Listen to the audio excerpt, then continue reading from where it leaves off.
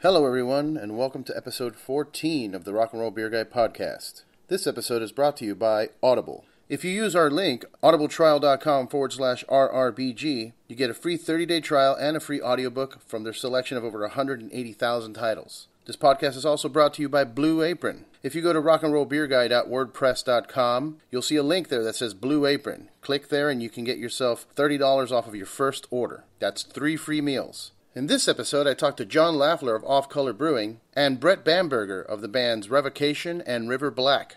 We get into some weird topics, and it's a very interesting conversation. I think you guys will enjoy this one. Don't forget to subscribe, leave comments, reviews on iTunes, share it with all your friends on Instagram, Twitter, Facebook, all that good stuff. Cheers.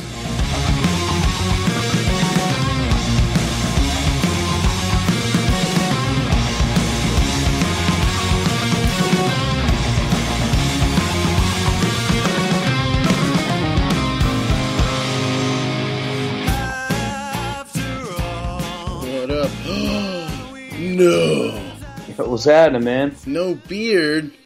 Oh, yeah. It's gone. Fuck, dude. Oh, yeah. What's up, Eddie? Chilling, brother. How you doing? Everything's perfect, man. Everything is perfect. That's what I like to hear. Oh, yeah. Laffler's probably wasted right now. Well, I fucking hope so. I really, really hope so. You hung out with Dave last night? Not last night. The night before. Yeah. We partied a little bit, met up at Nuclear Blast, and hung out there for a while, watching videos and watching signs and posters and all that shit. Oh, yeah. So when do you hit back on the road? We start playing shows on May 8th. Wait, no, I'm sorry, May 11th. And then do 2 River Black shows, May 11th, May 13th, and then Revo starts at May 19th in Baltimore. Yeah, it's going to be a long time. Shit. Are you coming out here with Revocation? Yeah, it's Morbid Angel, Suffocation, Revocation, Withered. It's a good package. That's pretty sick. Yeah. Hello. Oh yes. I've never used this before, so. Fantastic. Yeah. Well, looking good. I'm handsome. You look great, John. You can see our dirty office. Tim's in here. We're working on labels. Is there a certain picture that Todd Stern drew still on the whiteboard? Oh, no, that's been gone for a while. Sorry. No more Dick up there. I got confused on the schedule. People didn't know, like, wait, am I on Dick duty or is somebody else today? So. Wait, Dick duty, is that what you have to keep an eye on the dick drawings? Or add to them. It was always kind of a, you get out what you put into it. Gotcha. Any sense of professionalism in terms of like being scared of someone walking back there and seeing dicks everywhere? No. No. Fuck it. It's kind of accepted that something dumb's going to happen whenever these guys show up. So we have that reputation. Yeah. It's a good reputation to have, I think.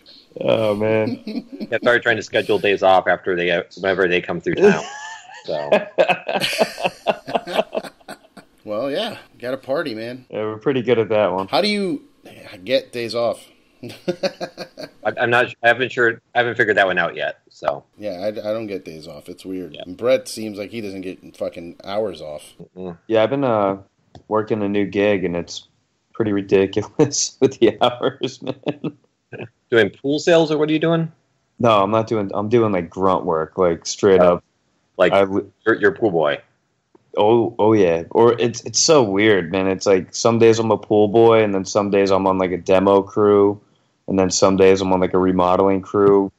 Some days I'm laying tile. Some days I'm covered head to toe in green slime. It's fucked up. Nice. Whatever that. Yeah. Too bad you're not here. You're building our tap room right now. Yeah, and then some days I'm rolling around with that little vacuum, like pushing around in the water, like mad slow. Yes. Do you do it like in like those movies from the 90s? Like you take your shirt off and you do it real slow, and there's like the rich wife is on the thing getting a tan. No. It's more like we do it at like commercial spots, and okay. It's either like in like commercial, like old like retirement communities, or like housing communities like in the hood, which is pretty awesome too. That's cool. Yeah. Nice. I'm down with both of them. It's a lot of flavor in both directions. It's pretty cool. That's cool. Yeah. That's very cool. I guess I should do an intro. Welcome, everyone, to the RocknRoll Beer Guy Podcast. I am here with John Laffler of Off Color Brewing and Brett Bamberger of many, many bands. Let's start listing them. Oh, man. Let's see. East of the Wall. You're in Revocation now. You're in Publicist. You're in River Black. I'm doing a project called Garbage People with a couple garbage dudes. It's John Rice. I know John Rice. Yeah, and then Mike from Inner Arma, and then TJ from Inner Arma. So TJ and I sat down and wrote a record in, I believe it was January, and we're just waiting for the other dudes to throw their parts down. We have guitar and bass demoed and written for 12 songs or something like that. Sick, man. Yeah. And River Black is about to release an album June, maybe? I believe it's July, yeah. It'll happen on 17th, I believe. Don't quote me on that. I've been working so much, I haven't looked at any of the emails, but yeah, I'm excited about that. That was a long time coming. Yeah, man. Whitty showed me some of the stuff off of his phone speaker because we couldn't figure out Bluetooth. I felt like such an old man. We're in the car. I'm like, I don't know how do you do this? And I keep pushing buttons and it wouldn't work. So I'm like, fuck it. And he just started playing out of his phone. Was he like, yeah, whatever, man, you get the idea, you know? Yeah, no. John, tell me a little bit about Off Color Brewing. I haven't had much experience drinking it, except for like once or twice at GABF and stuff like that, like random festivals, somebody has it, or they'll have a bottle at a bottle share, but I don't get much access to it. Depends on where in the country we are in like most major metros, but like super, super small volumes. So like California will get like 20 cases of beer total for like the entire state. So it's not much. Yeah, that's why I never see it. Yeah. I don't know, we opened in 2013. Did about 6,000 barrels this year. We're opening a new spot now that will do another 1,500, 2,000 barrels when it's all well said and done. We make a lot of just like weirdo beers. We're very fermentation focused. So everybody else is like running around trying to get into all their hop contracts and all that bullshit together, and we just don't fuck.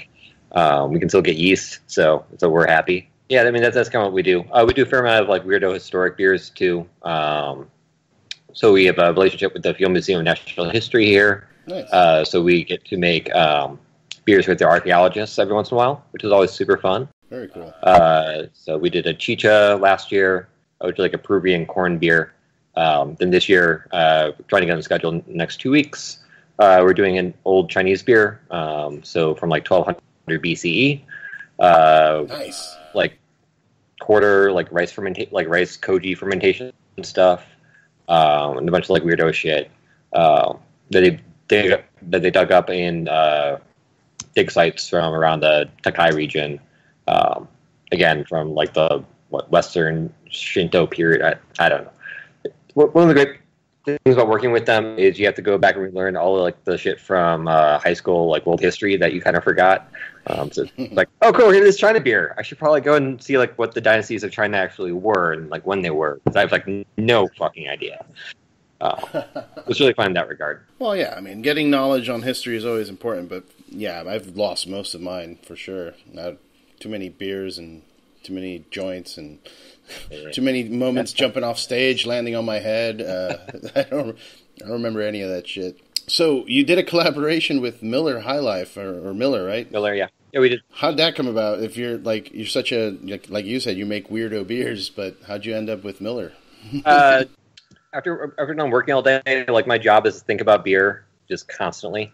So after you've been at the brewery for like 10 hours, like you're just fucking done. Mm-hmm. So like one of my go-to beers, like in every fucking interview I do too, I talk about Alpha King and talk about Miller High Life. I love them both equally. Like when I go out to the bar after work, like those are the beers I drink because I don't have to think about them anymore. I know exactly what they're going to be. They're going to be perfect every time. They both have their charms here and there. High Life is just like super refreshing and simple and pure and just like you don't have to fucking think about it anymore. And it's really relaxing. Right. Like there's a nice feeling that comes along with that. Plus, I have friends that work there at the brewery, and my friend Lisa Zimmer is a Chicago lady, and we've been friends for a number of years. So we sort of hatched this idea over way too many drinks about 3.5 years ago. and it took about 3 years to convince High Life to actually like do it with us.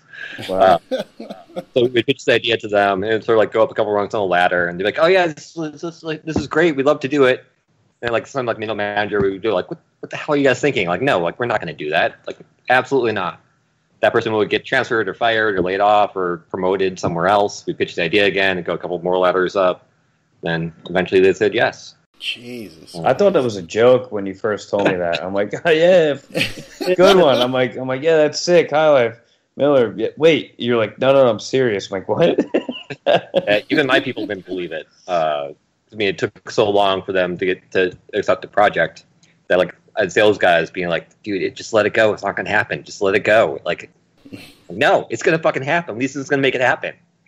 And then it fucking did. I saw the picture online. I'm like, no. Yeah. Wait, what? I don't remember if we released it around April Fool's Day or not, but like there's some release we did around April Fool's Day. Oh no, that was a different beer. That was Alfalfa King. But that we were like, no, this is not real. Like, no, it is. Like, what an asshole. Actually, please come buy it, because otherwise I can't drink all this. Yeah. we do feel like that all the time. Or at least we try to. So, did it do a lot for you guys? And I mean, I'm sure you got a bit more press because you did it, but in terms of like a significant increase in sales or volume and like people coming in and anything like that? No, I mean it was a small project. So we only made 40 beer barrels total, so that was maybe 200 cases of it. So there wasn't that much. The people that really get the joke and get what we're doing already know about us. And it is not for mass market appeal. I mean, I don't know if High Life got more out of it or if we got more out of it. I think we both kind of got what we wanted to do. Like High Life, they're super fun people, and they're in it for the beer, and we got to make our sort of cultural statement and our political statement too, which is, forever craft beer has been the little guy versus the big guy, and it's been such an old diatribe, and it had its day when it really mattered, but it's kind of not that way anymore. And a lot of, I think, the sort of middle craft guys, they built their breweries on that. And, Miller and AB in the 80s and the early 90s were terrible for craft beer. Like, they're actively fighting against it. Yeah. But, times have changed, and I think that we need to change the way that we talk about our craft and what we do. So working with Miller, who should be like the evil enemy, it was great. It was super fun. They were really receptive to it. We both learned things about how each other make beer, and it was super cool. That's really cool, man. Yeah, and like you were saying, times have definitely changed. I mean, even in the short span that I've been in the beer industry, I mean, it was 7 years. It's not much compared to some people, and even in that short period of time, it's drastically changed for me included. Like, just my palate has changed ridiculously. Like from my college days were fueled by High Life because it was $6 a 12-pack, Fucking, how do you argue with a $6 12-pack of beer? Yeah, like a fucking kegger, $90 or something like that in college. Yeah, it's so ridiculous. Are you a big Miller High Life fan, Brett? I drank gallons and gallons of that stuff, man. I learned about craft beer already after I was well into being a developed alcoholic, so by the time I learned about craft beer, I'd already drank large quantities of every other beer that wasn't. What's your favorite, like, shitty beer? So we already know John is High Life. But... Heels is my favorite. I don't know that one. We started drinking it as a goof because it was like a real old-timers beer. It was only available. You only see like the real old dudes walking out of the store with sixers of it. And at the time, I was going to the Naked Beach a lot with a group of dudes, and we wouldn't show up without peels. That was our whole thing. We'd roll up. It was like 5 long-haired dudes. We'd just get naked and have like coolers of peels, and like we were the only young dudes probably in like a, I don't know, 3,000 square mile radius drinking peels. So that was our gimmick. They're like, who are these guys? What the fuck are they drinking? Like, I've never seen that shit before. But it's been around for a while. There's actually you're outworking the people on the nude beach with the old timey beer that you have. Like that's your jam right there. Well, that was, and actually, I got a song. The label on the can says "Century of Excellence," and I named an East of the Wall song that back in the day. That was Nice. totally lifted off of that. Well, I'm going to give you a little shit because I was referring to something a little more mass. Like that, even though Peel's is an old school beer, it sounds like it's hard to get. I want to know like what like shit you'll find at 7-Eleven. Well, it's made by the same people that it's made by Blue Ribbon. You know what I mean? Pabst. Pabst, yeah, they manufacture Peels. Yeah, it's just like a little. The regional brand, right? Yeah, it's a regional brand, but they have it in Jersey and a couple other places, and obviously probably Milwaukee. But I mean, okay, yeah, that was the one for me. But I mean, Mickey's was also my favorite beer back in college, probably. Oh, sweet. What do you put in your rider? Do you put anything on your rider in terms of beer? Or do you just say beer? We put like I guess local craft beer. Oh, okay, all right. And no, and you end up with a gallon of Ichiban fucking Kirin beer. It's been coming. No, it's been coming through on the past few tours. We get the kombucha that we ask for. We get the local beer, and yeah, everyone gets pretty hyped up on it. The guys are all really into it. Well, I mean, you're now getting into a position where you could increase your demands with having a song on the Power Rangers soundtrack. Oh yeah, we're hyped up on that, man. I did not know this. Yeah, it's a real thing, John. Yeah. We're all goofing. We're like, man, you know, I wonder what it's going to be. It's probably going to be a 5-second clip of like the punk rock suicidal teenager bad person in the movie, you know, and like a mood element, yeah. Yeah, I don't know what it was. I mean, I think I saw a clip, and it's like, you know, it's exciting. Is it on a fight scene? Like, is it fucking just? It's on a scene where like there's like a cat just listening to headphones, and it like pans around to the person, and you know they're listening to the song, and then it like cuts out. Oh shit, yeah. Dude, that's crazy. How did that happen? Was that all label stuff? Like you had no involvement? We got a call from our management, and we're like, yeah, they want to have this song in the Power Rangers movie, and we're like, okay, that's awesome. Is this a real thing? And they're like, yeah, it's real. And they approached us about it, so we didn't have to really chase it too hard, which is cool. Well, similar question, or I guess point would be, has that had an impact? Have you noticed an impact from having the song on Power Rangers? Like, are people seeking you out more now? Is there like are you getting more money? I mean, yeah, there was a cool payment up front and some royalties, you know. That's always really nice because we're making weird like heavy metal and death metal, so you don't expect to see, you know, any film money or anything like that. It was nice, but I don't think that we've seen a surge in popularity or anything. I think a lot of people will just look at that clip and probably hear Racket or Filler, you know, and it's just, if you're a death metal head or if you like that style of music, you'll probably like, wait, is that fucking Revocation? Hopefully. And that's probably the response that it's going to get across the board. Yeah. I've been so intrigued with that, what you just mentioned, the whole, like, how some people can hear your song and just say it's filler or say it's just noise. Or people that listen to different genres of metal and they don't know the difference. Like, it really, like, how do you not know the difference? I don't know. I guess because I'm a metalhead too, but it's just, I just don't get how do you not identify the differences? It's geeky, man. Metal's geeky. If you're not into metal, you're not going to identify it. Yeah. There's like... But I mean, like... Yeah. No, I was just going to say, I guess it's because I'm just into all kinds of music. Because I can identify differences in like, you know, salsa or, you know, merengue. Like, I know where the bachata comes in. I know where it's Cuban versus where it's Dominican. Like, there's differences. And I think people should at least, I don't know. I expect too much from people. Yeah. I don't know. Yeah, who knows, man? It's just weird. You're a rare breed, I think, where you pay attention to detail. I know. So, I feel both of you guys are the same way, though. I mean, I know, Brett, you listen to a bunch of hip-hop and other shit, too, and I know, John, you're into the weirdo beers, as you say. John's full of surprises, man. What's some of your favorite music, John? Starman vocal band's always way up there. I sort of grew up listening to a lot of punk rock sort of stuff. Okay. Now I'm old, so I listen to a lot of Wilco. So Wilco, yeah. Nice. Okay. We got Bloodshot Records here. I'm always constantly in love with the stuff that they've done, and then they put out new stuff, and then I kind of am weirded out by it for a second, and then it grows on me. So the weird thing is, here, like, I don't get to pick the music that we listen to because first shifts here I work second shift. Okay. So I come in and whoever's like been on first shift has it going, and you kind of feel like a dick coming in and changing the music. So we have one guy who plays in like old timey swing bands. So we have a bunch of weirdo music that gets played here a fair amount.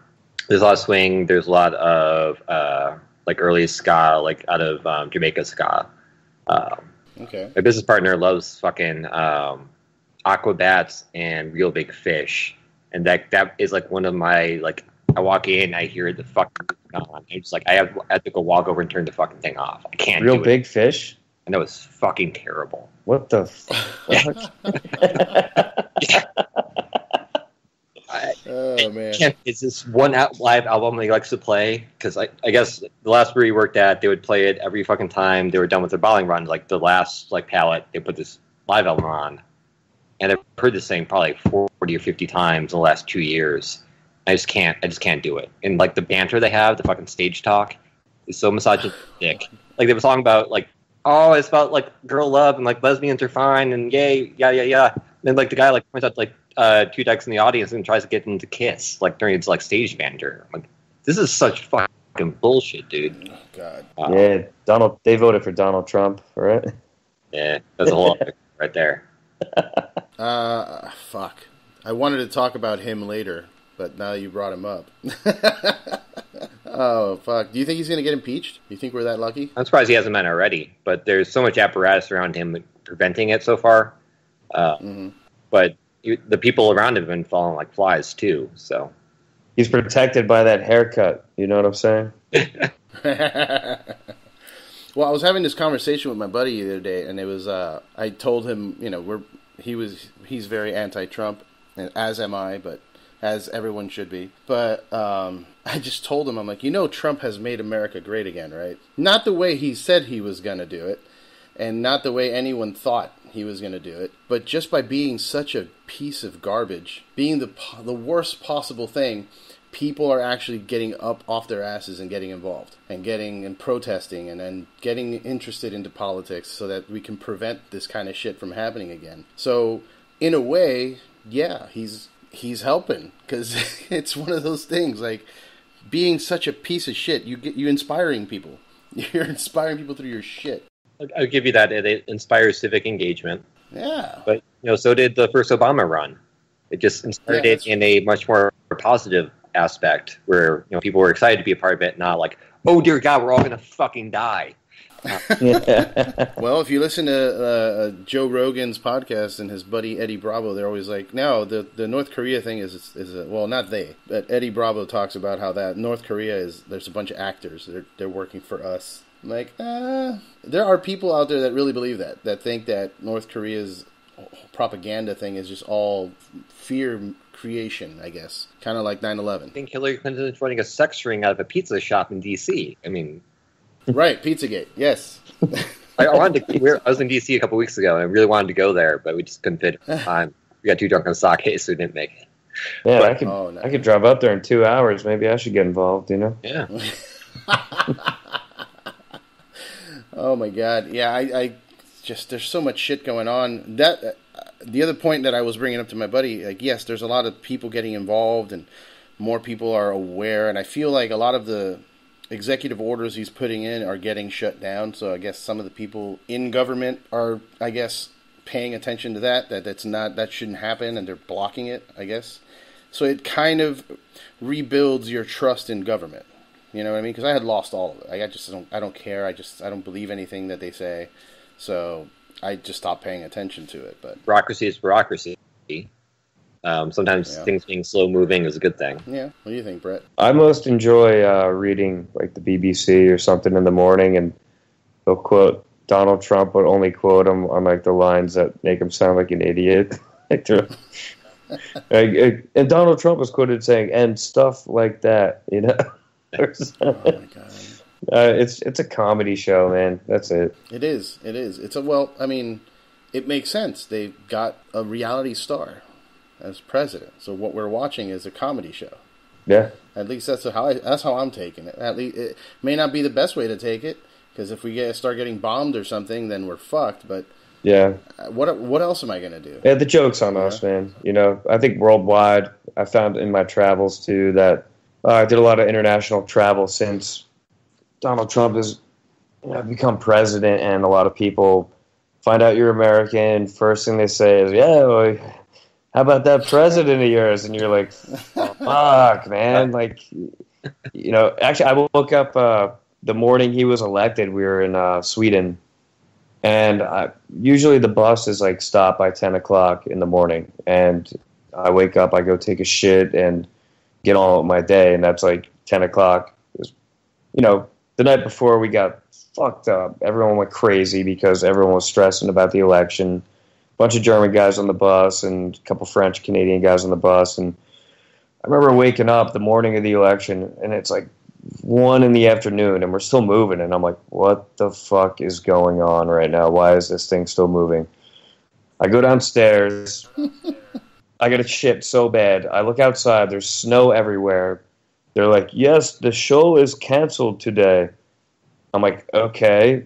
And they're like, and you have Donald Trump as your new president. And I'm like, fuck. And then I went to go make a cup of coffee, and we were out of coffee. I'm like, yo, fuck today. Dude. Worst day ever. It sucked. And then we were on the bus for 30 hours straight at that point in time, and like the highlight of my day was going to get McDonald's later that night, which I don't even eat that shit, and I had to because it was the only stop we made. So that was my intro to Trump right there. That's your way of celebrating America. Fuck yeah, with the McDonald's. It was so shot. Tour life. Yeah. So Brett, talking about tour life, do you have a regimen for yourself to try and stay alive? Because like, I've seen your partying. I know the partying I would do if I was on that tour, and I don't know if I'd make it to the end. So do you have, like, preventative measures? I mean, yeah, I quit drinking 50 days ago, so that's a preventative measure, yeah. What? No. Yeah, totally, man. Get off my podcast. Well, I mean, fuck that. I've definitely drank more beers than 90% of the population in terms of mass, basically, when I was partying on the road, man, I would party every day as hard as I could while still getting all my shit done. So I didn't get hungover. I would literally just wake up at whenever I woke up and be good to go and drink like another 20 beers every single day and whatever else came with it. So, but were you drinking water in between? Like, I don't get how you drink that much beer and that. I drink probably like 10 waters a day or something like that. Okay. It's just like... Kind of get used to just feeling terrible all the time. What's that? Yeah. Kind of get used to feeling terrible all the time. Yeah, you wake up feeling terrible, and you're just like... my day was gauged on how badly my eyes burnt when I opened them. You know what I mean? Which is... yeah, but... we went really crazy in February, like crazier than we've ever went, and when I came home, I'm like, I'm going to dry out. You know what I mean? You did this last year too, right? I tried. Did I do that maybe for a few weeks? Yeah, I did. Yeah, you did like a month or so. I don't remember when, but 3.5 weeks off I took. Yeah. This time I'm going to go for a pretty long haul. Cool. Yeah. Well, that's good. I feel like I need to do that too, man. And being in the industry is hard too, because I, as a sales rep, like that's all I do is just go to bars and drink with people. And a weekend comes and one of the homies is playing a show or something, and it's like, all right, well, I guess we're raging this weekend. So yep. It gets. I've been waking up feeling kind of shitty. I gotta take a break. I love it, man. I wouldn't change it for the world. I wouldn't take back any of those moments. They're all great. Oh no. But yeah. Right now I'm on a different tip where I'm trying to save up a lot of money and do some weird investing, and I'm working a new gig, and I'm always trying to stack money. And when I'm drinking booze or beer or on the road and partying, I'll just whip money around like it's nothing. So I'm going to try to stay off that habit and really focus on saving for the year so I can do some other interesting things that I've planned. Hell yeah, man. That's called being an adult. Yeah, it's weird. I'm going to give it a try. Let's see what happens. John, are you? I see you're drinking a burial beer. Yeah. So I guess you're not drying out. Like these guys, I went really hard in February too, because it was a shitty month. It was a shitty time in our country's history. Yeah. So a few folks and I got together and gave $1 for every drink we had through that month to the ACLU, and we really fucking like pushed ourselves too. So I think my final tally was like 136, which is like 4.5 beers a day. Jeez. There are a lot more like 13 beer days than there were like 2 beer days. So it was like 13 and 000, then like way too much. But yeah, I started drinking a lot less after that because it's hard, dude. It's hard doing that. And like same thing, being in the industry, like not drinking for a day can mean like not drinking at all, or it can be like, oh cool, I only had like 3 beers a day. Like that's not enough. It's like, this is not healthy. Like this is not good. Yeah, it's something we really don't talk about in our industry. And we should talk about more often. It's just like this low level functional, almost alcoholism. It's not great. It's something that I think about a few times a year. It's like, I've been hungover like 5-6 days in a row. Like this is not how human beings are supposed to function. When taking a night off is drinking a 6-pack, you're like, wait a minute. Yeah. It's true, man. Yeah, I've caught myself doing that, man. I'll talk to like my girl. She'll be like, "You been drinking?" I'm like, "Nah, I had like a beer or 2." And she's like, "Well, that's drinking." Yeah, I'm like, "Oh, like, yeah, yeah."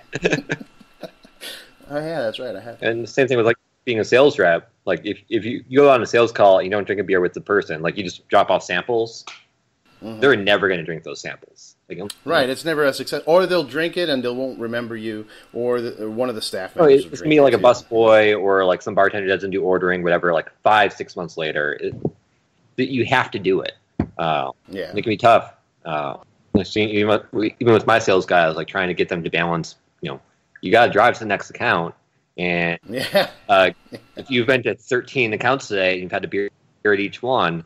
Trust me, I want to stop going to accounts after like 4 or 5, because you're not doing anybody any good. Just walking in, slurring all over the fucking place.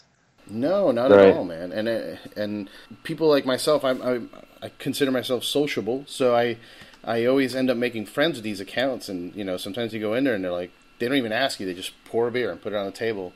And I'm like, oh, okay. And then I finish that one, and there's another one coming, and there's a shot. And I'm like, whoa, god damn it, I have to work.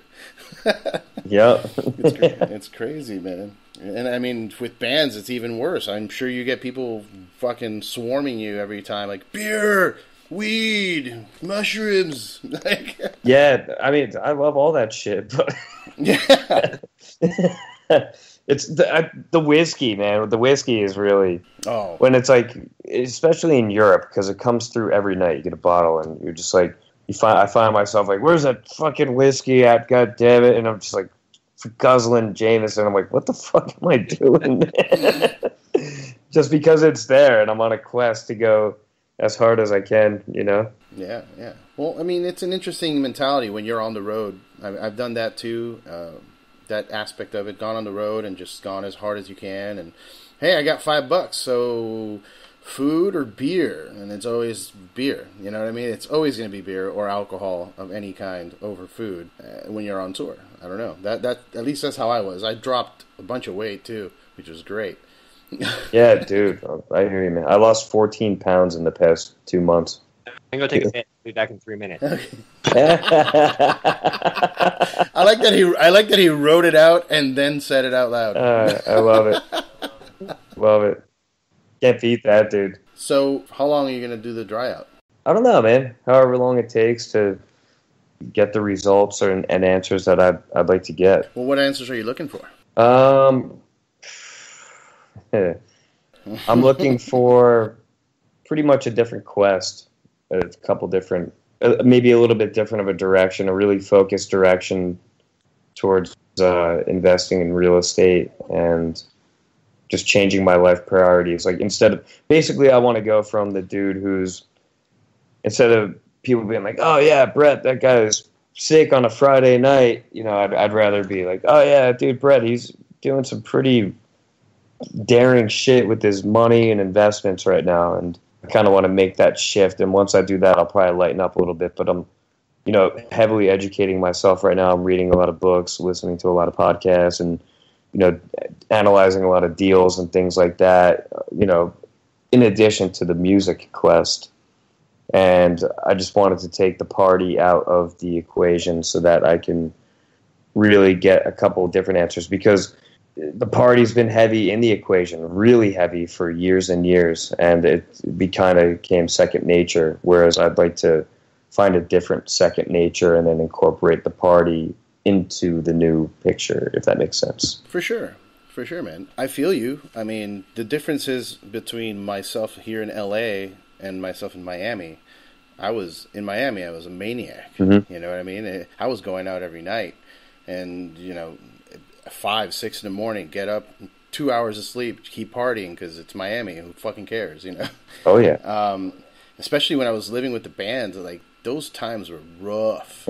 we were in a house. It was all of us. It was 4 of us and our girlfriends all living in one giant house that had a permanent band set up in the living room. So it was just anybody would walk in and just start jamming. Even not us, just anyone. Friends would come over and just start playing. So I'll be there on a date with like a chick or something, you know. So I'll share a little story.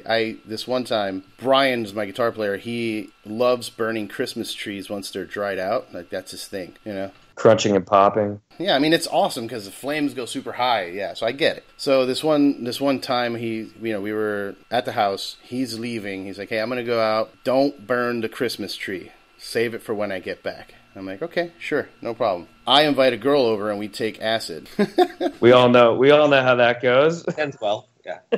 Well, my idea was, we'll just chill in my room and we'll trip out and watch a movie and whatever, you know, have a good time. My bass player shows up with like 5 people and they just start jamming in the living room. So I poke my head out. I'm like, "Yo, really?" And they're like, "Yeah, dude, come out. Let's party. We're bringing more people. There's like 50 people coming." I'm like, "Oh, fuck."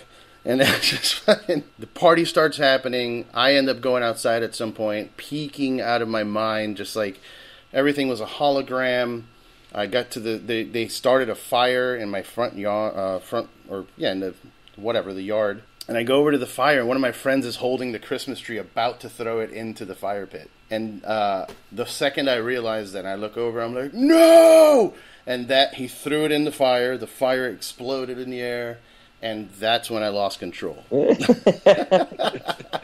Was anyone making fine artisan jam at the... That artisan jam, man. It'll get you. Every time. There's our Gaspara. Wait. So what's artisan jam? Tell me about this. All right, you want to tell the story? You can go ahead, John. I like your interpretation of it. These guys roll. I probably should not be telling the story either. These fucking guys rolled through town. This is probably 2 years ago now. Yeah, about that. Yeah. Yeah. Yeah, 2015. Oh, and they got some acid up in Minneapolis, I think it was. They come down and like they had a night off submitting in Chicago. So fucking it's like bladder acid, like cut it up on like a table in the brewery. And then, of course, comically, one falls on the fucking floor. We have like a brewery dog. And oh no, yeah. So the brewery dog like found somebody's like roach at some point. Like actually, most of us here at the brewery don't smoke dope. We've hired a bunch, so we have people that do, and we have very stringent rules about it. You can't smoke dope inside, but the cold room doesn't count as inside, so it's a balance point. Okay. The dog at some point like found a roach on the ground, like got all fucking weirded out. She had to go into the vet and popped up dirty on a drug test. And my business partner, like I don't smoke dope, my business partner doesn't smoke dope. He's like that's like railing him like fucking hard. He's like, "So you can tell me I'm a doctor, like, so your dog got in your stash." And Dave's like, no, we don't have it at the brewery. He's like, you work in craft brewing, you can just tell me. No. Anyway, so that happens. So like, bladder acid on the ground for the dog to find is not Not fucking. No. So whatever, we eventually find it, and yada yada. We have an interesting night. There's a great video of Brett eating chicken at Publican, like a super fancy restaurant here, just as we're starting to peak. Just Oh no. lines and LSD, middle of like a fancy fucking restaurant. It was a fun night. Eventually, like I freaked the fuck out. Well, we went to another brewery. Shit, where did we go? Went to Cobra Lounge. Yeah. Oh yeah. And the brewer there used to work for like Lagunitas and whatnot, so like he kind of knew it was up. And like once he like figured it out, he was super chill to us.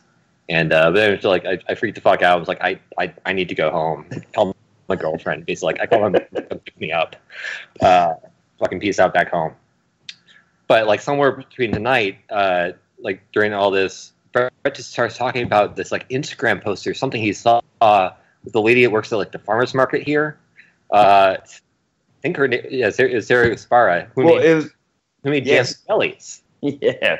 It was the late. We attracted some attention at that restaurant because it was like all of us hanging out, and we were just finishing up a tour. We all looked like homeless guys. We had disgusting clothes, beards. We were shot. We were drunk. We were going berserk, and all these people in this restaurant were like fine diners. And eventually, a lady came up to the crew, and she was like, who are you guys? What are you doing here?"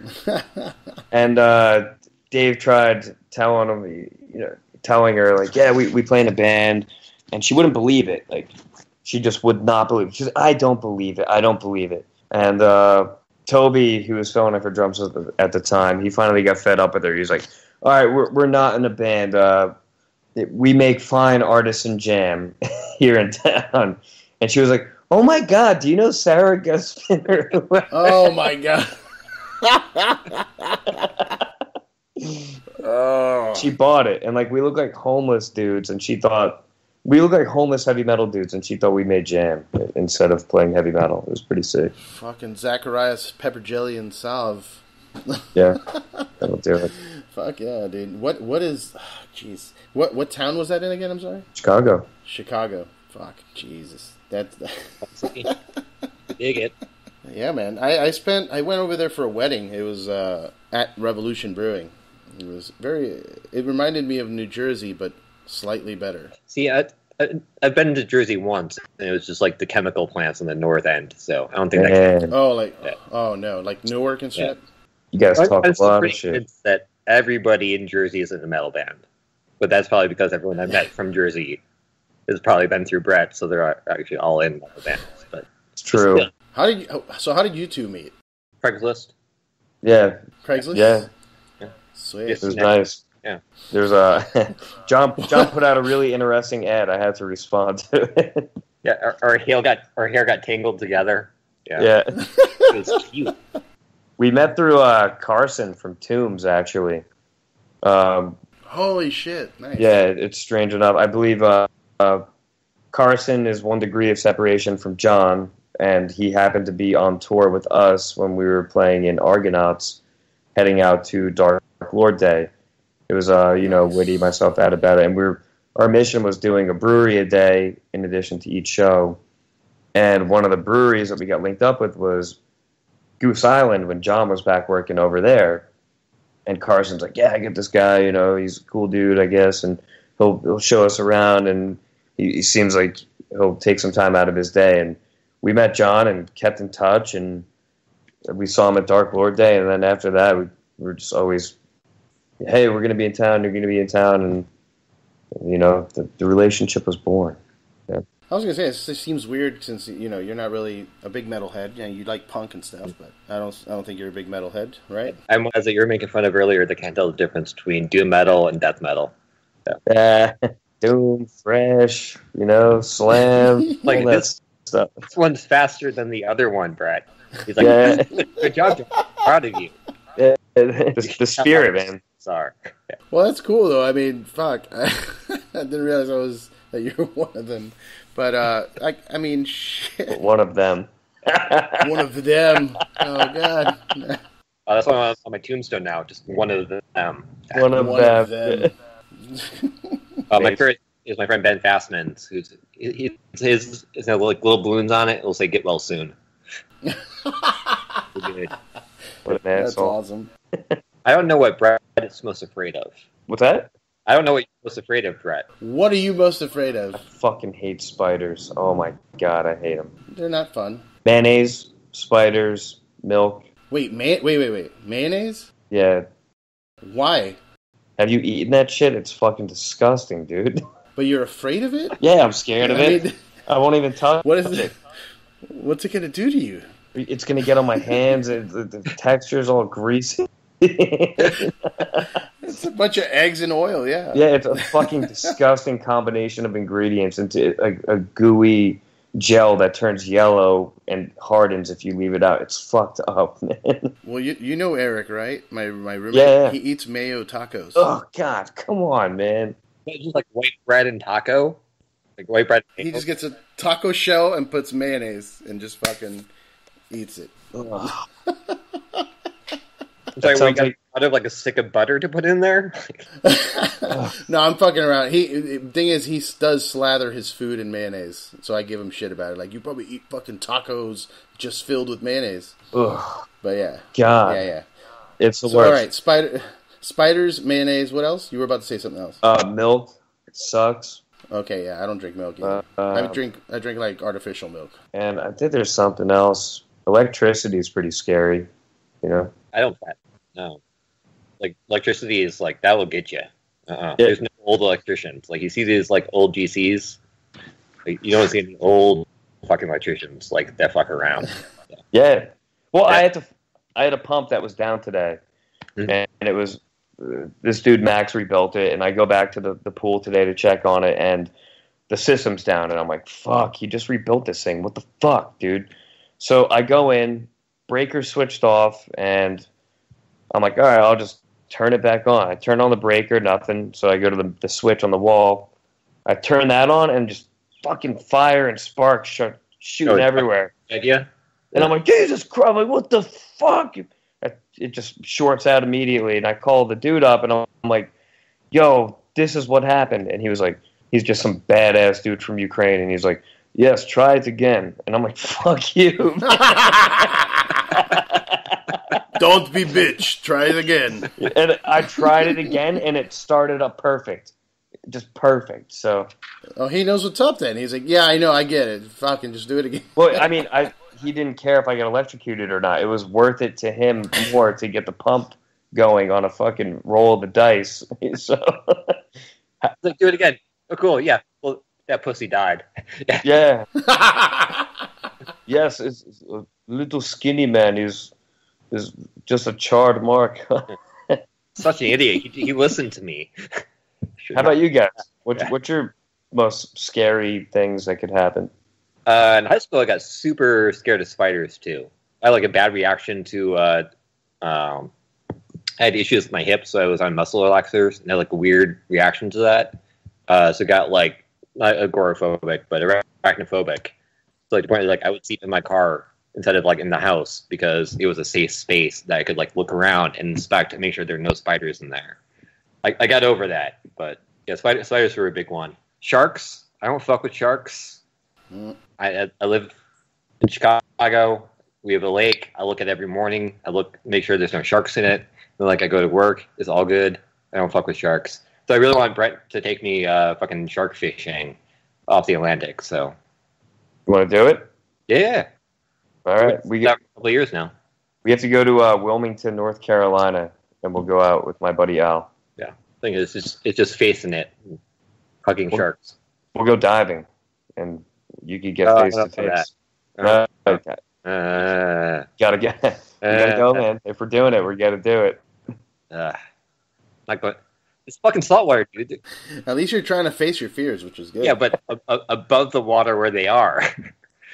Gotta jump in the fire, man. Well, I have an irrational fear of the ocean, not specifically sharks, just the ocean, like, in general, fucking freaks me out. I can't be in there. I can't do deep sea diving, any of that stuff. Nope. Really? Yeah, no, I had an experience once on mushrooms, and that was enough. That's all I needed. I went out swimming, got too far, turned around, I noticed the shore was way too far away, and then I put my head into water, and I saw a face, and it was just like a very deep voice saying words that I didn't understand, but I knew what they meant, and it was turn around and get the fuck out of here, basically. And ever since that, I just don't fuck with the ocean, because I don't belong in there. I'm a creature of the earth. I have no business in the ocean. Fuck it. Dangerous stuff. The weird thing is you're a Pisces. Oh? Yeah, well, I'm not like, a Pisces. As soon as I said, like, this is not going to land. I got it. It connected. Oh, fucking Mark Zuckerberg, the Facebook cat. Yeah. Went to Jolly Pumpkin, like one of their brew pubs in Detroit. Again, I'm probably sharing this. I'm kind of drunk. So I texted Ron Jeffrey. It's like, hey, like, so did your people ask if he knows Tom from MySpace? Like, are they friends? Like, I want to know. Oh my god, they need to take a picture to get that stupid picture of him with the thumbs up. Hey, I still have one MySpace friend. You still have one? Yeah, Tom. He's a good guy. He sticks with you. He doesn't go away. He doesn't run, no matter what you do. You remember how fucking shitty that was? Like, you had a top 5, like, how, like, stupid that was? Like, friends calling me up, yo, I'm not in your top 5, what's up? It's like, what the fuck are you calling me for? Like, stop it. Shit, wow, I forgot all about that. Yeah, they had like a top 10. You had to pick amongst your friends. Like, all right, these are the 10 cool dudes. Everybody else, fuck you. Yep. Survival of the fittest. Oh wow. my god. I went through 2016 with the New Year's resolution, no new friends. Okay, you made it. Oh yeah, it was great. Halfway through, I also went to no new jokes, not by my own choosing, by the way. Okay. But yeah, it's actually really good because like we all work in very social industries, and you meet all these people, and it's great. But, like, it gets overwhelming at times. It's, like, cool. Like, I'm just, like, trying to have, like, a Friday night, like, just, like, fucking cook dinner at home, like, with the lady, like, just, like, be at home, like, whatever. It's, like, cool. Like, your phone just, like, doesn't stop ringing. Yeah. Which is, like, really flattering on one hand. Like, it's really nice that people care about you, want to hang out with you. Or you get people coming in from out of town that, like, they want to spend time with you. That's all great and wonderful. But you get a point where it's, like, you just can't do everything.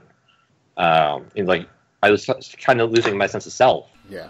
Just because you're always on, you always have to like do like Brad and Joe, like when you're on tour, it's the same thing. I see you come through. And it's just like everyone wants to like rage with you every fucking night. Yeah. Because you're like out of town and they want to show you everything. It's like that's great. I just want to have like a beer or two and like I don't know, order shitty Chinese food and watch The Wire. Like that's all I want to do. Yeah. So it's right. I hear you. No new friends. Didn't make any. Nope. That's good. That's good. That's good.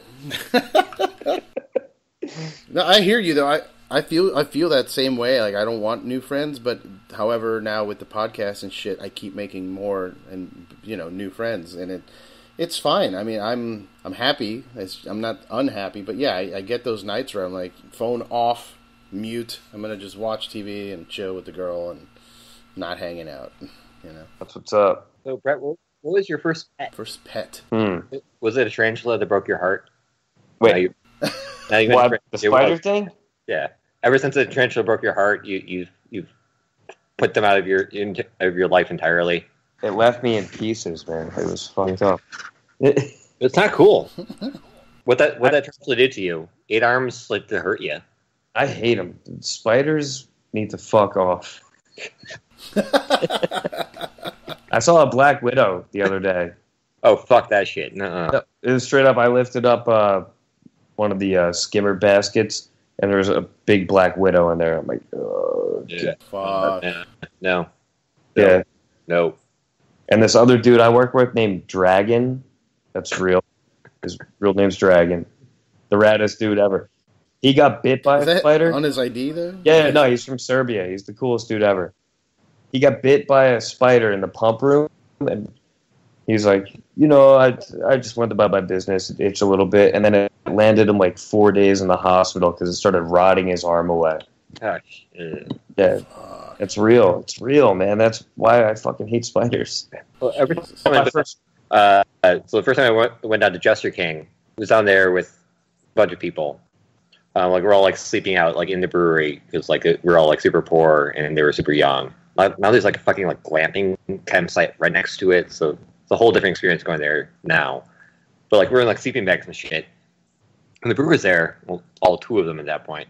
It was like, yeah, just be careful of spiders and tarantulas and scorpions and black widows and fucking Russian wild boar. Like the list is like, how did anyone survive Texas? I have no idea. It makes you more of a Texas badass. I don't know fucking.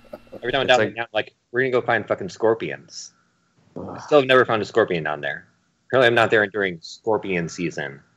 What the fuck is that shit? Doesn't scorpions? Chris Bogus loves the scorpions? I think, right? Isn't it scorpion season every day for that dude?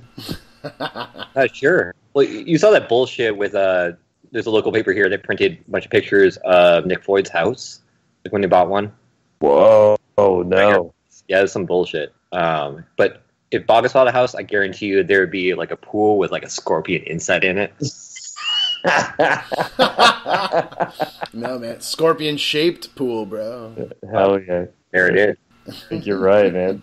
Fuck, I was recently told I need to look out for scorpions out here in California. I'm from Florida, so it was just like living here. They're like, yeah, they'll be around. I'm like, what? No.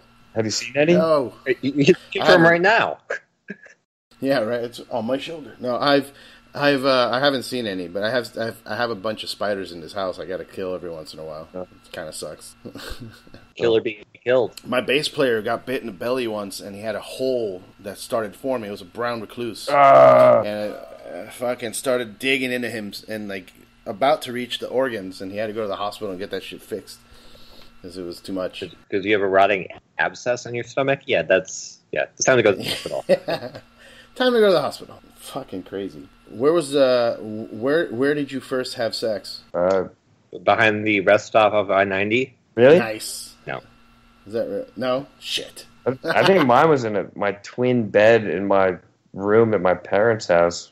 I was next to my twin bed in the room at my parents' house. Yeah? Yeah. Wait, were you on the floor or something weird? On the bed, and then I was next to the bed. Whoa. Wild. We probably should talk about this. I asked my sister. She was 3 years older at the time. I didn't drive or anything. I was young, and I'm like, Carrie, can you get me condoms? I'm gonna have sex with this girl. And she was like, yeah, I'll go get you condoms. So she got me non-lubricated mint condoms. She got you like Frango mint condoms? Yeah, she goofed on me. It was a prank because she'd been in the game, and she was like, how can I make this as awkward as possible for this little asshole? And she totally did, man. So I got to thank Girl Scout cookie, Thin Mint. I've never met your sister, but she sounds badass. She's cool, man. She knows what's up. Holy shit. Yeah. How about you? Cuba with a hooker. Sick. I was awesome. 13. How much was that? I don't know. My father tried to play it off as he was hooking me up with a friend or something. And I kind of read right through it, because I completely see what's happening. He was buying her out, like, with candy and, like, we'll pick you up, we'll take you to the club, and we'll hang out, food and drinks and all this shit. And she ended up, that's how it went down. We all went out to this club in Cuba. I'm 13, drinking rum and coke and dancing with some hooker. And then, like, shortly after that, like, he gives me a key to the hotel room. He's like, this is for you, your room. I got my own room. I'll see you later. And then we just went back to the room. And I was all innocent. Like, I didn't know what the fuck was going on. Go into the room, we'd lay down. And she's like, I want a massage. And I'm like, okay. And I start touching her. And then she just turns around. It's like, boobs in the hand. I'm like, oh, shit. All right, so that's what's happening. And then just went fucking, that was it. Just went from there. Awesome. No. No, not at all. Like, terrible and awful. I think that's great, man. Good for you. Kind of set up women for the rest of my life. Like, first experience, hookers. It's up for the obituary. Yeah. Have you? Yeah, Brett, you've been to Spain. Have you been to Spain, John? No. Not at all. You've been to Spain, I'm sure, Brett. Oh yeah. Have you walked down that street in Madrid where they're just lined up with paperwork and everything? No, I haven't. I've seen fucked up spots in Mexico like that. It's so crazy, dude. Yeah. No, I haven't been to that spot in Madrid. What's it all about? No, I mean they're just lined up. I was walking, and it's not like a hidden street or an alley. It's a main street with like a McDonald's down the street. And I'm walking. We were at the McDonald's. I was trying to get fucking Wi-Fi or internet, and I just see them all like lined up. And I walk outside. I'm like, what the fuck? And they have like pouches, like little like where you keep your badge or whatever information, like whatever. They had these little pouches, and she just would hand them to me, and I'm looking at it, and it's just paperwork, like clearing her doctor's papers and shit like that she's clean. Whoa! I'm just like, what the fuck? That's some, yeah, dude. That's some heavy shit right there. It's wild. It's super wild, man. Like, but look, I know this is a controversial subject, and I know that we live in a misogynistic country and all that. But how would you feel if they were to legalize prostitution in a way where women were in charge of it, like Uber? Like, if you want to be a prostitute, you have your app and you have your paperwork and you get a job. Legalize sex work. I mean, Uber's been great for women. But no, I know. I'm just saying. I'll take the spirit of your question. Yes.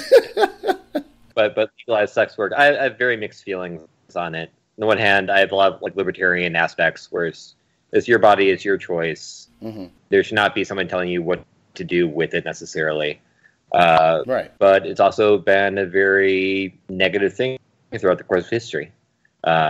And then for every one sex work has given me control over my life and yada yada yada, there's been probably 10 I've been exploited and this has been horrible and I didn't have a choice in the matter stories. So in a perfect world, if we're positing a perfect world, it's none of my business. Not something that I'm going to engage in on either end of that transaction.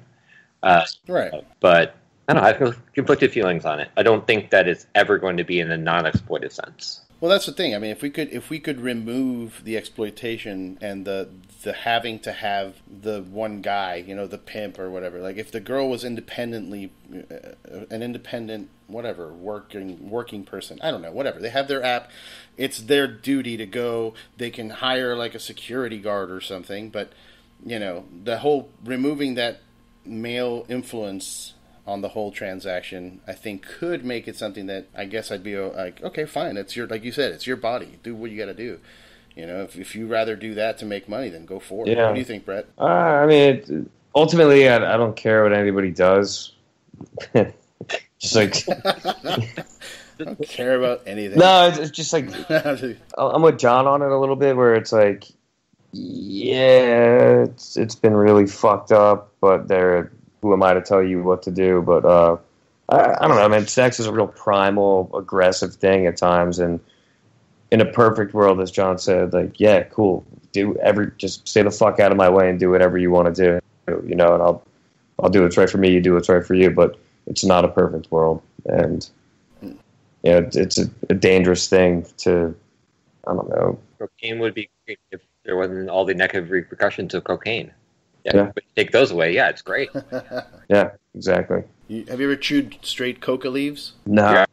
You're asking the wrong guy. Yeah. Have you? Yeah. No, I have not. You have not? How about you, John? No? No. I live in Chicago. Okay. I barely leave it. We don't grow cocaine. We just import it. Well, I mean, I would assume somebody would show up with like a bag of dried coca leaves or something to a brewery, because I'm sure everybody wants to, hey man, we should do the first cocaine beer. Oh God! Yeah, we're again, we're not like a druggy brewery. We're just not. There are other breweries that are, but yeah. Well, no, I'm not saying you are. I'm just saying people probably like for people for Brett, whenever they go to a show, they're like, here, dude, eat this, and like if you're not on drugs right then, they get mad at you for saying no, because like, hey, no man, I'm being clean right now. Like, well, this fucking guy can't party. Like, I don't understand that mentality. Yeah, I'm about to get it pretty heavy. You got me thinking though. Why don't somebody should do this? This goes back to the cocaine beer. Somebody should do a cocaine beer. Somebody should do the shitty fake cocaine beer where they brew it with like baby lax or something like that. Oh God! You know what I mean? Or like beer with Ajax and baby lax or something where it's just fake cocaine. You think there's a market for that, guys, or a demand, or? No. Well, the reason I brought up cocaine, I didn't bring up cocaine, I meant coca leaves, because when you chew on coca leaves, you get the effects of cocaine without the negative repercussions. I mean, it expands your lung. They do it so I found out about it in Peru because I went on a spiritual hike out into the ruins or whatever the fuck.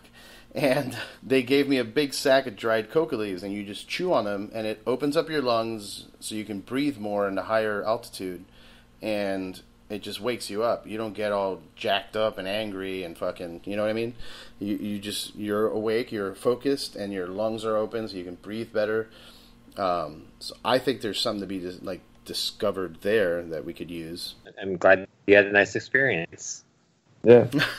Yeah. It's just coca leaves are cleaner, I guess, than the process that it goes through to become cocaine. I don't know. More herbal, more earthly, more like mushrooms or weed, you know? I don't know. One of my big things, I come from a weird background. I did substance use therapy for 7.5 years. This was my first career. So I have a kind of weird view on drugs. I've seen a lot of the negative repercussions. Oh, yeah. Okay. And I've just seen people in lives ravaged by things like coke and heroin and shit like that. When people have a good experience, great. More power to you. I'm not here to tell you what to do or not do. It's not my business anymore. But sort of the general glorification of super addictive substances, I kind of have personal issue with. Okay. That being said, I make a lot of fucking cocaine jokes. Yeah. we have a beer label. We haven't released it yet, but we got it passed by the TDB for a Scarface beer. The giant mound of cocaine. So a little mouse guy, the giant mound of rat poison next to him. And you know it's rat poison, not cocaine, because there's a bag that says rat poison, so it's legal. Right. So. That's nice. I like So that. awesome. Well, so you have a thing about addictive substances, but what do you think about alcohol? I mean, that is kind of addictive. I make one for a living. Right. So I'm much happier being on the supply side than it was on the reducing demand side. okay. I'm not going to tell you, I have a well thought out, reasoned personal viewpoint. I just have what I do. Right. Yeah. So. Yeah, I feel you, man, and I'm kind of like that with. I'll say some shit to my girl that she doesn't understand, and she's like, "But why do you think that way?" And I just can't explain it. That's I don't know. That's how I think. I don't know. It's like hating mayonnaise for no reason. Right. No, well, there's a difference between hating. You said afraid. You're afraid of mayonnaise. Well, I hate it and I'm afraid of it. Maybe I hate it because I'm afraid of it and don't understand it, or that does work. That works. But are you coming in for a Darkwood Day? Yeah. Dave and I are playing it with River Black. Oh shit! Really? Yeah. So we will be there. Music line up. So I'll see you next week then. Yeah, totally, man. Cool. When I told that's next week already. Yeah, I think so. The 13th of May. Yeah. 2 weeks, I guess. I wanted to go to that, but that's not going to happen. No? Sam coming in too? No, she's not going to come in for that one. Right. I don't think any of the ladies are making it in. So it'll be. I do need to get Sam to come in and do a mural for us in the new spot though. Absolutely. Yeah, totally, man. I just want one big dot. It's like a 6 foot by 6 foot dot. And you can't fucking lie and put a bunch of little tiny dots in there to make the one big dot. I just want one big dot. She has to walk in with a giant brush. No, and just press it up against Sam's the wall. amazing. She does such amazing work with stippling, which is doing the little tiny fucking dots and everything. Yeah. She did a shirt design for one of my bands. It was awesome, super sick. It was unfortunate that the whole reunion didn't pan out. So it's we planned this big reunion, did a West Coast tour, and I paid Sam to fucking come up with a design for us, and she did, and we never used it. It's just it's in my computer now. I'll use it eventually. Yeah, you get around to it. It stays good forever. I had some other questions, but they're all so boring. Yeah. My favorite smells strawberries. Smell is strawberries? Yeah, it smells like sunlight. Okay. How about you, Brett? My favorite thing is tom yum soup. I just love everything about it. Shit, tom yum's so good. It's so good. It's amazing. Yeah. Hell yeah. Well, the right kind. I hate some, the weak-ass, half-assed, not really... The Americanized fucking neighborhood Thai place shit? Yeah. There's two spots in the U.S. I had it where it's amazing. One of them's in New Jersey. I forget where the forget. I think it was in Vegas is the best Thai restaurant in the United States. Really?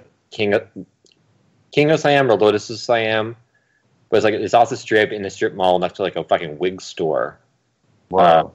But it's like the most badass Thai place in the United States. And they don't fuck around. Like the balance points. Nice. So much Americanized Thai. You see why I do flavor for a living. So much Americanized Thai is balanced between like sweet and heat. Right. And they did go back to basics, and it's between like sour acidic and spicy, like spicy heat. Oh yeah, super cool. Like to go back in there and be like, oh cool, this is like what this cuisine is supposed to be like, not this Americanized like corn syrup bullshit. Yeah, I love that stuff. Yeah. Have you guys been to Thailand before? Oh fuck no, I wish. I highly recommend it if you like the cuisine as well, which I do. It's fantastic. And riding on elephants. Yeah. Riding elephants is also actually kind of inhumane, but it was cool. It's fucked up. I'd love to. I just want to like jump in the water with a baby elephant, like have them like spray like when they shower themselves. I just want to stand there with them. Like, well, next time I'm in LA, let's jump in the shower together and have a good old time. I'll spray you down with that yellow water, man. You know, yellow water. But I've had heard that LA's gotten a lot cooler over the last like 5 or 6 years. Yeah, what's going on? I don't know. I don't hang a lot in downtown LA. I do a lot of Long Beach shit. You know, there's a lot of really cool small bars that we just play metal or just hang out, not a problem. Or there's a lot of really cool independent shops, which is different for me because Miami doesn't have much of that. But just small independent places. Like here's a place they only do pho, and it's cash only, and there's only one thing on the menu, and that's it. Like I fucking love that. We're gonna go there to get pho because that's the best pho we can get in the area. That's cash. Just drop it in.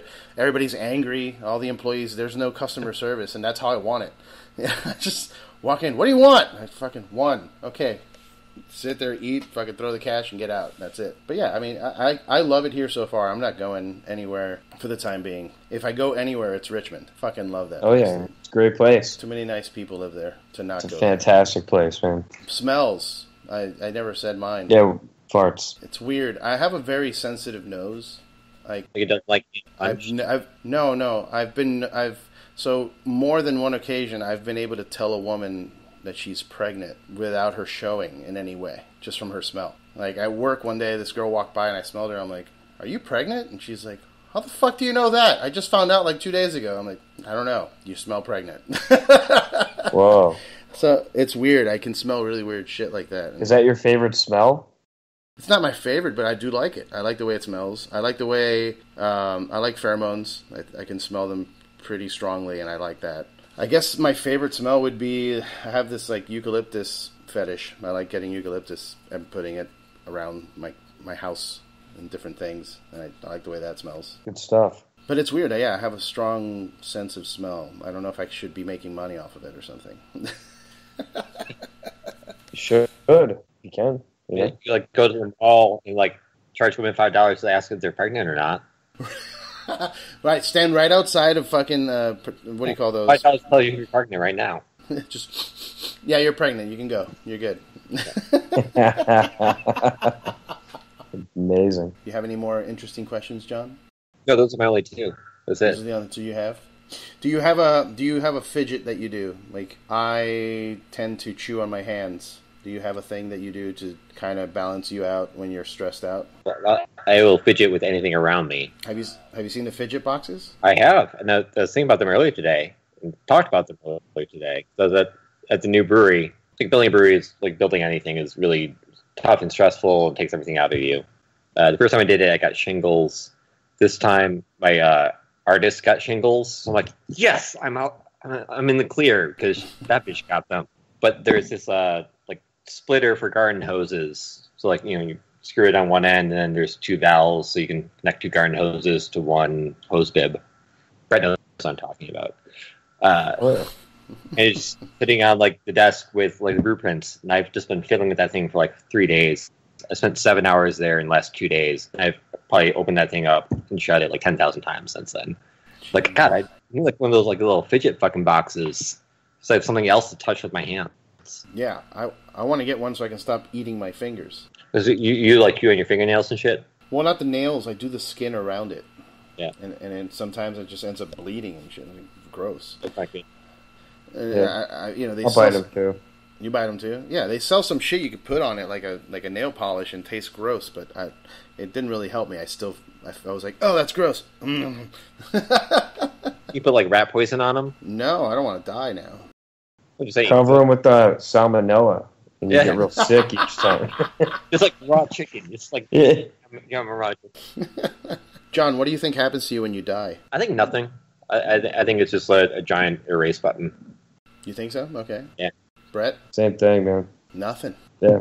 Well, I mean, you make your body decomposes and makes a bunch of bad smells and noises, and you become unrecognizable, and everyone gets bummed out. But in terms of your soul and animus. Yeah, I mean, you stop making ideas because you're dead, so you're shot, dude. You're shot. You just joined the web of death. Yeah. Well, what do you think? I've been dead, unfortunately. And really? Yeah, I had a car accident a while back. In 2002, I had a really bad car accident. And I'm paying for it now. That was in 2002. Now that I'm 35, all this hurts all the time because of that accident. But I was proclaimed dead. There's a paperwork that says, homicide report, victim with my name on it. I woke up in the helicopter to paddles and shit. So I experienced some shit while I was supposedly under.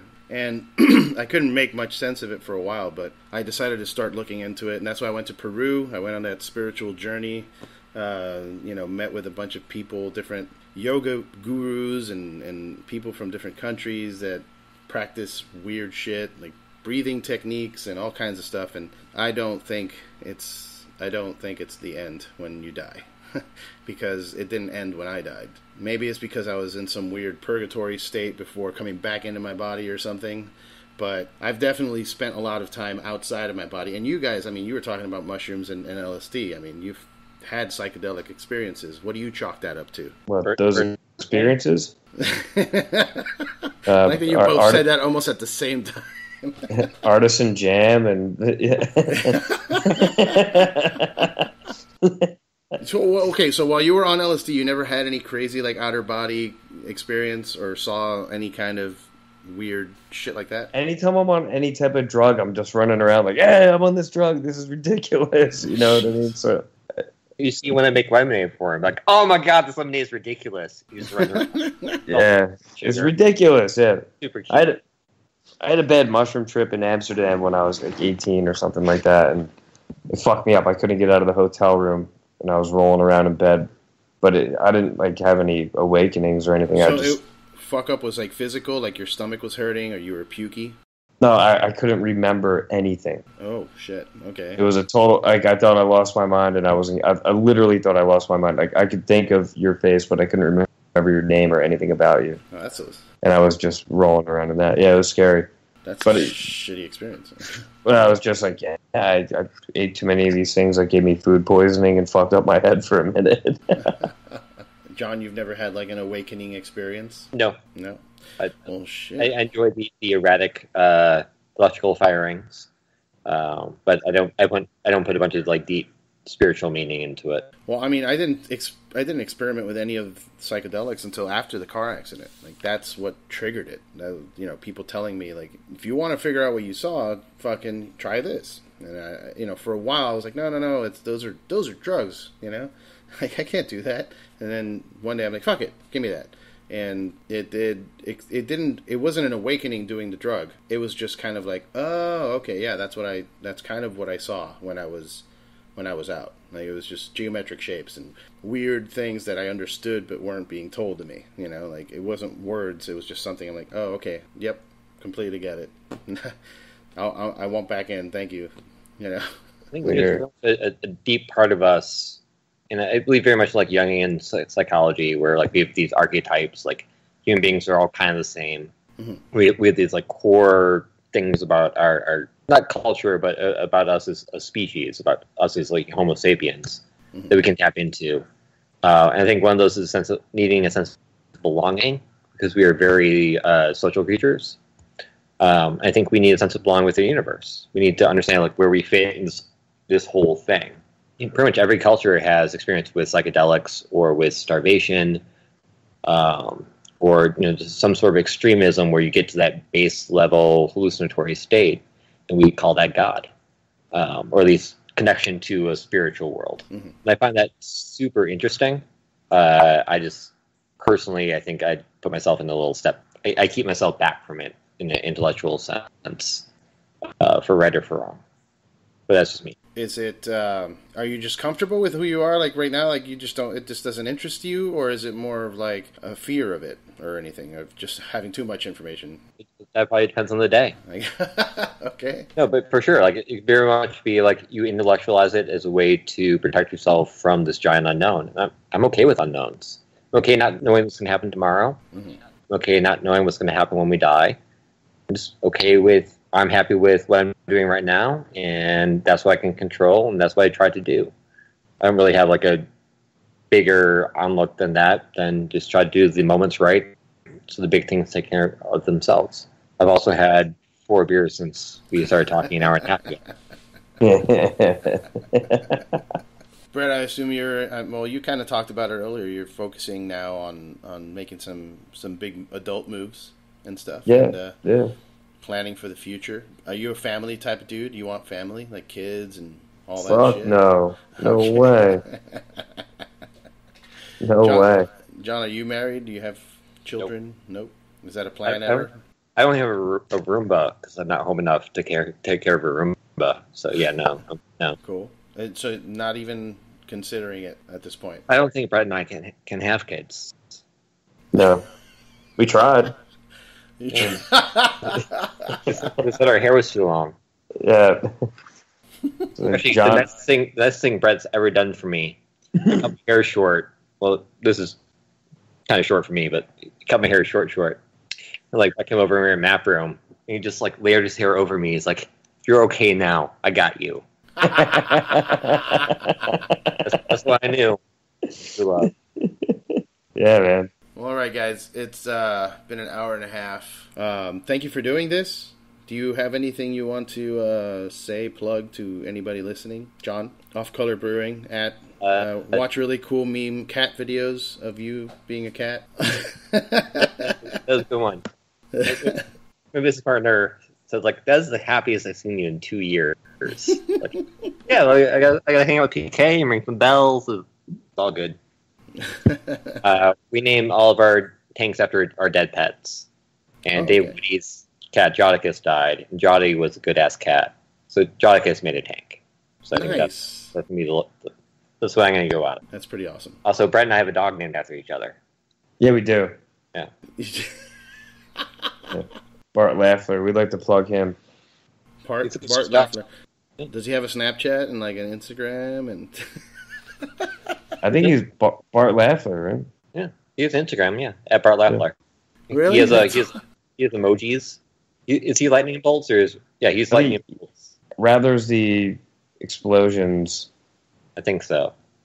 And Bart. I think Bart is the lightning. Let me look it up. Yeah. Yeah, I'm looking it up right now. Bart Laffler. He's a good ass dog. Oh, there it is. Yeah, he's got the lightning bolts. Yep, lightning bolts, and Radler has the explosions. Yeah. As long as it's not like SS lightning bolts. No. Yeah. Oh, wait, I've met him. I met him when I stayed at Woody's house. Yeah. He's a good dog. Good dog. That's awesome. Cool. Well, what, Revocation? Or no, you're in River Black mode right now.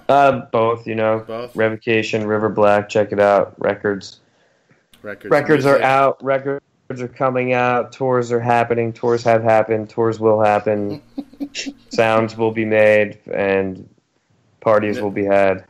With no drinking, though. I mean, all my jokes are the same. You could just understand them past 2 a.m. So yeah, they're not slurred as bad. Yeah, they're enunciated, and that's that. Well, thank you guys again for coming and doing this. I know we've been talking about it for months, and we chilled and did it. I think we did good. Thanks for having us. Right, I'll see you. See you, boys. Later, guys.